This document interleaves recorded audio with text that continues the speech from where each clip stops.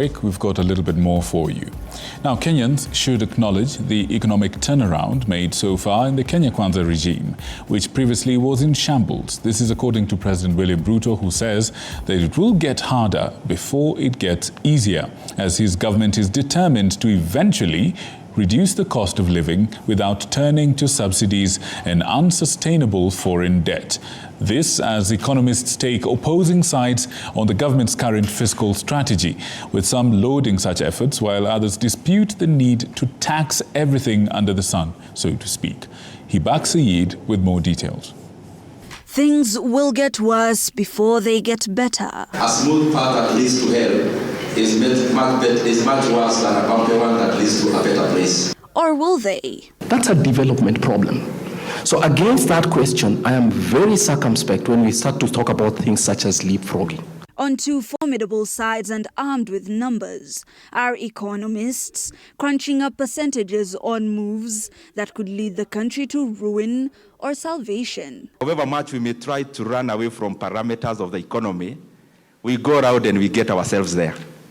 Because there are standard ways of measuring whether an economy is doing well. But in their national numbers for employment, the number of people employed in agriculture is so small that they don't even record it. It's bunched up with many other things because most of it is technology driven. So it comes back now to technology and all that. Supporting almost 40% of the gross domestic product, players in the agricultural sector seem to be the greatest beneficiaries of the KK regime so far, with fertilizer prices, milk storage, and even aquaculture being points of focus. This is why the hard work we have done is already showing the promise of abundant fruit. We have laid a firm foundation for rapid development, and Kenya is no longer on the marks.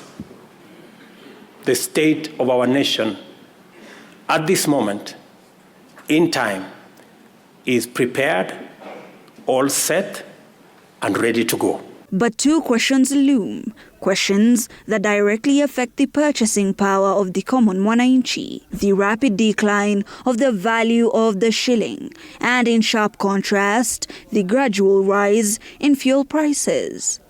Now it seems that the matter Kenyans hope to get clarity on the most remains shrouded in the fog of mystery. And so the story goes as tension grows rife and the cost of living continues to rise. Economists are crunching up the numbers, saying we're exactly where we need to be.